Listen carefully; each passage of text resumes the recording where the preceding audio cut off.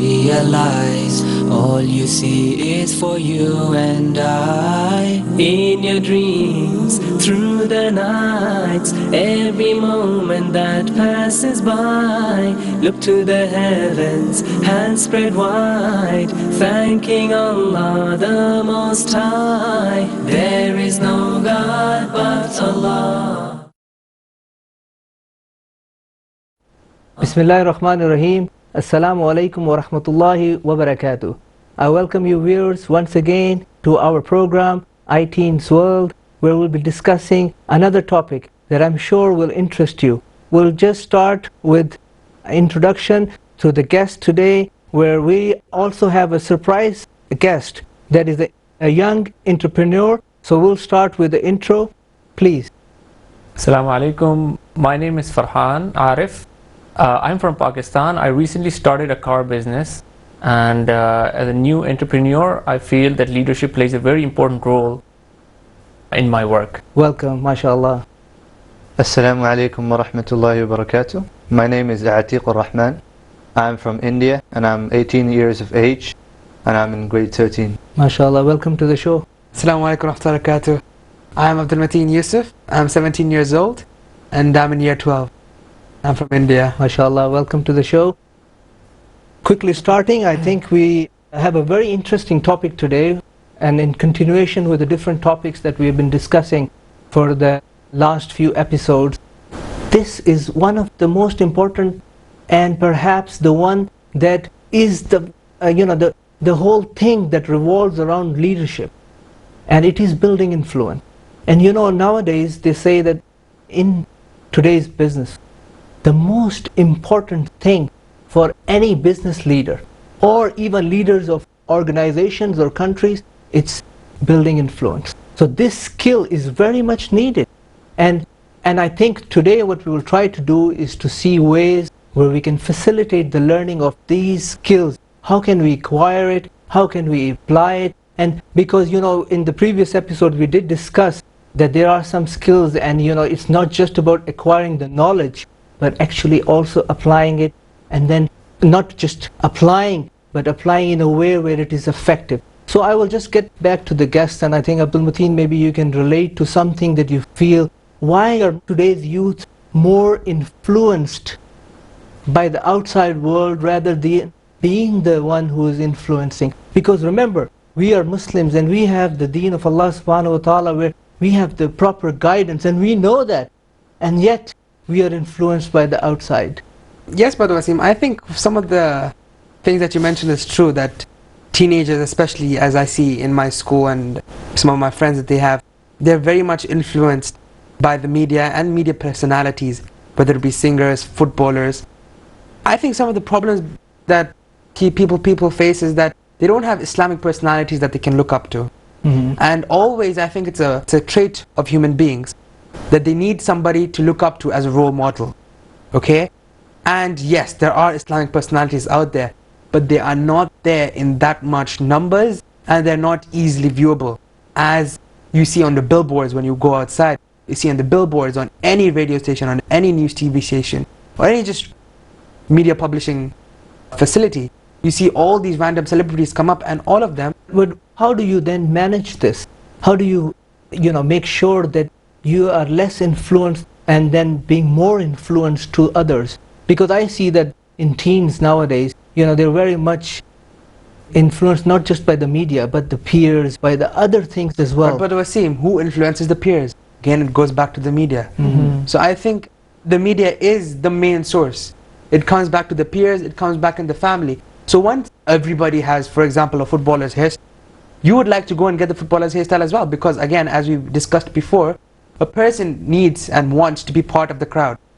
So I think that is an important factor that plays in a person's development. What do you think? I think if you're getting back on the foundations of Islam, I think the stronger the Iman, the less influenced you get by the outer world. Mm-hmm. So the first step of us individuals, as individuals being a Muslim, would be to strengthen our Iman. And that can be by many ways, as we have discussed in our previous episodes. And maybe you can reiterate, what do you think are the ways that we can build on the moral first and foremost, foundations. of course, is salah. Yeah. The And best being way regular to in your strengthen our prayers, iman. Yeah. The best way. And also continuous learning, because Islam is all about continuous improvement. You can't just say, yeah, you know what, I pray 5 times a day and that's it, I'm a good Muslim, I'm okay, I'm doing enough, I'm being the Muslim, and the minimum things I need to do, I'm doing it. So why do you want me to go and influence others? Why I am focusing more on building that influence further down? What do you guys think? What I was thinking, that it's very important to keep good company. We are being influenced, of course, the majority, the barrage of media that's coming in, that is weakening the personality and the self-confidence of Muslims. And then they don't feel very comfortable expressing their ideologies. So, of course, strengthening our iman and staying within good company. As Rasulullah said, that a man follows the religion of his friend. So once we keep good company, it will slowly develop, our iman will strengthen, and eventually we'll be able to influence. Yeah. But I think, Brother Waseem, as a teenager, I've faced very, very difficult to find people who are really like-minded. completely, yeah. So we can, of course, start with the family first. As we say. This is a job of the We can parents, start with the family first, with to our cousins and relatives. Yeah, I think, what, perhaps you're right. I think the parents need to provide that environment where we can nurture and where we can build that foundations on a base where you understand that actually you are the one who is on the right path. You are the one who has the guidance, subhanallah. Allah is the one, of course, who guides others, and He is the one who gives the opportunity for us to practice our religion. So it's really important that the parent and the teachers realize that they are the ones who are going to build that confidence in the youth that will lead to that understanding that, okay, why are we being influenced? Why are we not influencing others? And this is the, I think, cornerstone of dawah. And dawah in any place, it's just not that we leave our jobs, we leave our education and we do dawah. We do dawah where? In all the institutions. I think, like we should ponder on this point, like if we are being influenced by the other people. So what is that point which is in them that is making them influence us? So we should ponder on that point. Yeah, I think it's the weakness of iman. Not necessarily about Waseem. For example, that's why, as he said, true, there are some people that we see in our school, in our surroundings, and our friends that really influence other people. Everybody wants to emulate him and be like him. Because the majority is going on the opposite direction. But if we be optimistic, of course we cannot reach the level of the Sahaba and these people. But if you see the initial da'wah of Islam, there are very few people. But within 20 years, it changed the whole landscape of Arabia. So things can change. We have to start small, of course, because we are in the minority. But if we start small and we are a small, strong group, we can make a difference. But Waseem, you yourself were a leader in your place of work. How did you manage to give influence? I heard many stories that where other people turned to do more good because of your initiative.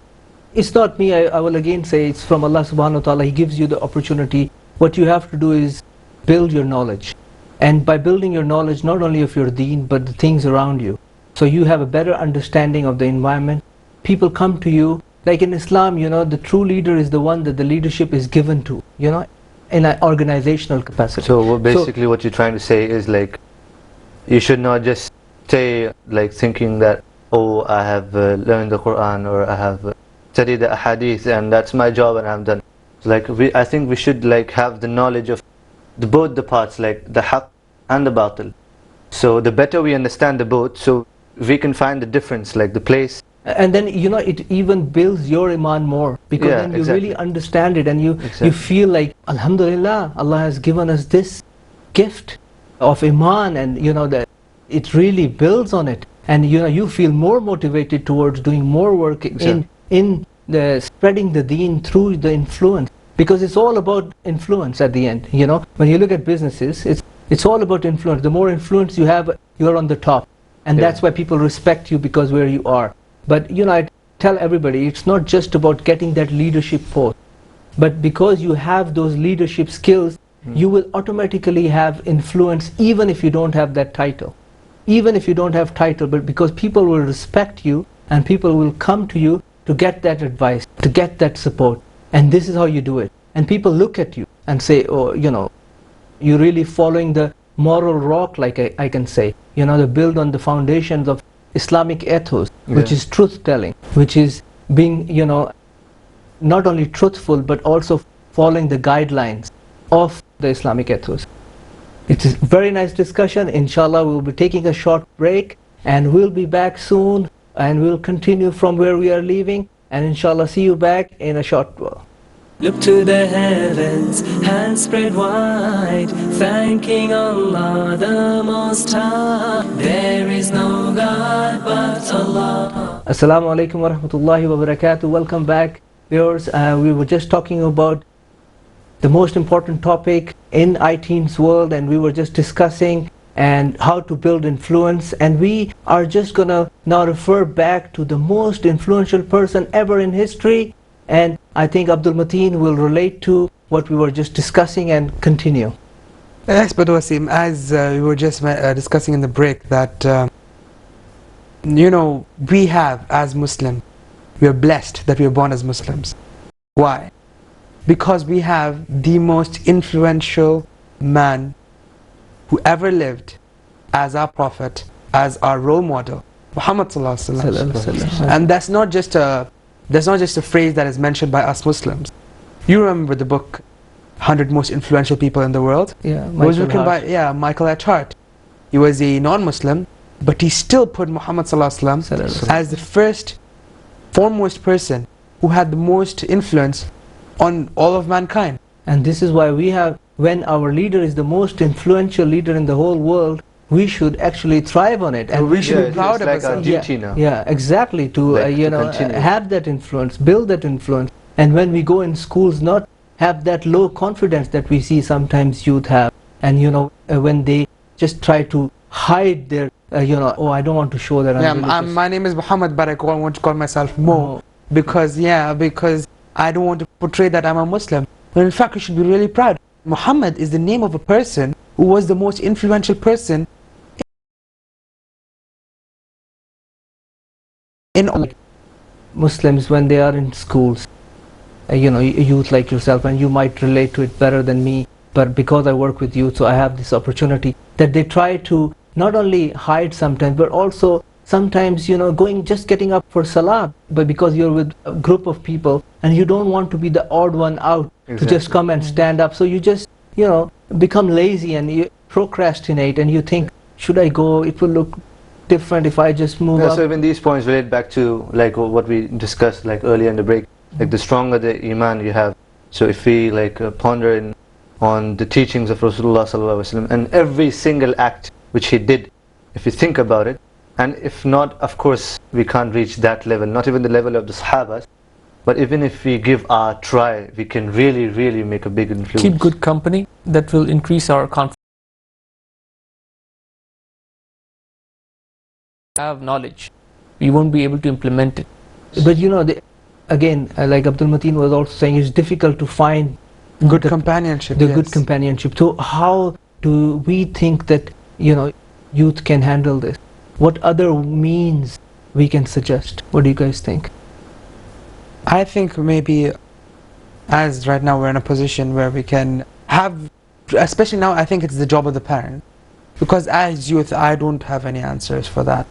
I think, and let's look at it from a parent's perspective, as a person who has authority, as a person who has the ability to do something. I think the parents need to provide that environment. So other than school, I think the activities. And instead of waiting for something to happen, they themselves should start something. But as a teenager, this part of the teenager, when a child reaches the age of a teenage, that's the time when he can really try to differentiate. He can sort of at least differentiate between the good and the bad. But because since many people are still going into the bad, you are pushed into it. Even though you're not involved in the matter, you'll still get affected. And the similarity to that is that a person people are playing in dirt, and you're just standing on the side of the road, all right? They're getting all muddy, but because you're already there, you get some of the dirt on you as well. Do you think that extracurricular activities, outdoor activities Exactly will help, because this age, like the more you're exposed to the outer world, because I the think this better is a you get polished. age that can be very productive. You can do a lot of things because you have a lot more time with you to do those activities. And I feel like sometimes again it comes to time management as well. Exactly. Because it will help you if you're organized. You will know that where you need to spend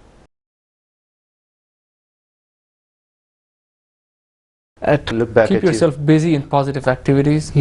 I think that's the other thing. So you get involved in the community, you get to do some volunteer work, you pay attention to the friends you have, of course, but if you can't find more, you try to build relationship with the right people. And I think that the best is the connection with the masjid, from where you can also have some friends where you can relate to, you can... Bringing back to the topic of Muhammad Sallallahu Alaihi Wasallam being the most influential people, I was just remembering that, why is that? Okay, then when you read the seerah of Muhammad Sallallahu Alaihi Wasallam, his biography, you do realize that he himself put himself in the self-line. For example, as we were discussing a little bit before, during the Battle of the Trench, he himself went and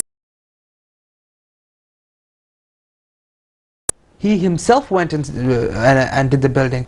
He didn't just stand there and say, hey, you do that, I do this. Just because he is a leader. Because he's a leader. And even though he had every right to do that, he was a prophet of Allah, sallallahu alaihi wasallam. So I think the aspect of a leader putting himself in the midst of his people that he's responsible for, actually, can create a big influence. Can create a big influence. He's a leader. He's responsible for it. And you can take a lot more examples from the Prophet ﷺ's life, in terms of how he was between and how much influence he had, everything. But of course, he was the Prophet of Allah subhanahu wa ta'ala. He had the best message for the humanity, for all mankind. So of course, it's like we are influenced rather than being, getting other people to be influenced by Islam. And it's the weak faith, like we said. Brother Waseem, I was just thinking about something. Another point or another way he was able to influence a lot of people was that he put into practice what he preached. And that makes a big difference. He was practicing the revelation, the Quran. It was his practice. So the Sahaba, it was more easy for them to see a model, a practicing model. Like so they that's could a see, tremendous way. The Quran is his life. Like everything which is written. As Aisha radiallahu anha said that khuluquhu al-Quran, that his character was the Quran. Build influence because your leader is practicing what he's preaching. Yes, exactly. And the other thing is, I think, sometimes we feel that if you are, with the people and the community development, for example, if you're involved with the community, you build influence. You're doing things for them, right? You're helping them out. It creates that... Even if you don't do things for them, I think. But if you be with them, and you think about it, like what things can influence them, like what thing is... But of course, at the end, we want to, keep that intention, that it is for Allah subhanahu wa ta'ala. We are not helping them to build influences to be built so that the deen of Allah subhanahu wa ta'ala is preached in the way it should be. And I feel like Brother Farhan is absolutely right when it comes to people, they're preaching, but they're not really practicing it in their life. But Brother Waseem, coming back to the topic where I may not be a leader, but I still am somebody, and I have friends, and they might not be doing things that are probably right. What do people do in these situations when I'm not a leader, I can't exactly have an influence on that person through means of coming and joining them? For example, how do we react in that situation? I think it's, carrying yourself with confidence. I believe that if you... I think bad things gets you attracted more fast. So you were saying about confidence. I think if you have the confidence on your deen, you have your foundations of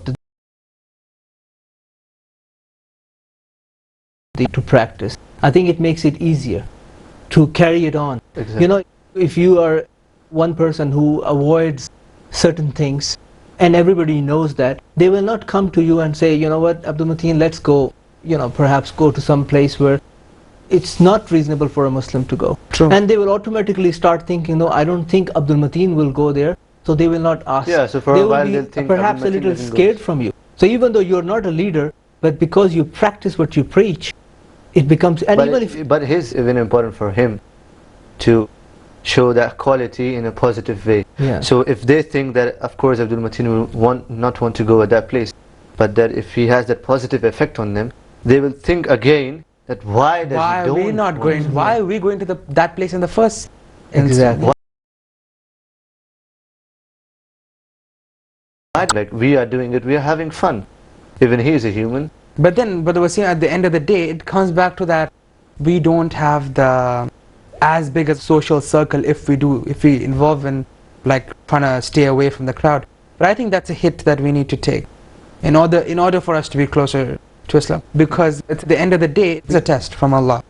This life is a test. And I think, social circle is one thing, but, influence is the other. Yes, you need to keep the social circle, but not on the expense of our deen. Exactly. So we would try to come out of it and we will say, no, listen, it doesn't work like this. I am following certain guidelines that are for me. Yeah, like exactly like now how it happens, like you're called for some dinner, and then it's like, say, suppose dinner, which the friend of yours called, is coming in between somewhere where it's your salah time. So nowadays, the weakness, look at the weakness of our iman. Like, we shift the salah. For example, if we say it's Salatul Isha, we say we attend the dinner, then we come back home and then we pray. Why? Yeah, true. That's the point we should be thinking about, right? Well, when it goes to meetings, we'll pray later, no problem. When in fact, everybody's actually Muslim over there, but we still are scared to put that thing forward. Don't know why. Priorities are out of place. Yeah. So let's sum it up. Let's see what takeaways we can give to our viewers today, that perhaps will be first step towards understanding what is influence, how we can build it, and then reading about it, and then acquiring that knowledge and putting it into practice. Abdul Mateen, would you like to sum up? Yeah, I think some points I've learned over here is that a leader should go forward and act with humility and respect towards the people that he's responsible for on the front line in whatever aspect that they're working towards. And as well as a person who is not a leader, he should have confidence in what he's doing, and so that other people know that this guy is Muslim and he doesn't do such and such things. At the end of the day, they themselves will think that, yeah, he's not doing this. Why is he not doing this? Maybe we should not do it as well. Would you like to add anything else? Yeah, I would just like to say like strengthening our iman. Yeah. The salah, as we mentioned, the most important part. Yeah, and building the iman and understanding of the That'll keep deen. us firm on the firmer right we path, are, and keep good company, even though it's difficult, but we have to take that step. Yes. If we take that step, then the help will come from Allah, and inshallah things will become like easy. if we can't keep a good company, we can at least start a good company. Yeah. And Make the that's what intention. we have to. This life is a test from Allah. Okay, thank you so much. It was really nice discussing Jazakallah. with you guys. It was a very interesting topic, and I'd like to thank viewers as well for watching the program world. Till then, Assalamu alaikum wa rahmatullahi wa barakatuh. Through the window, realize all you see is for you and I. In your dreams, through the nights, every moment that passes by, look to the heavens, hands spread wide, thanking Allah the Most High. There is no God but Allah, Muhammad is his messenger. Look to the heavens, hands spread wide, thanking Allah the Most High. There is no God but Allah.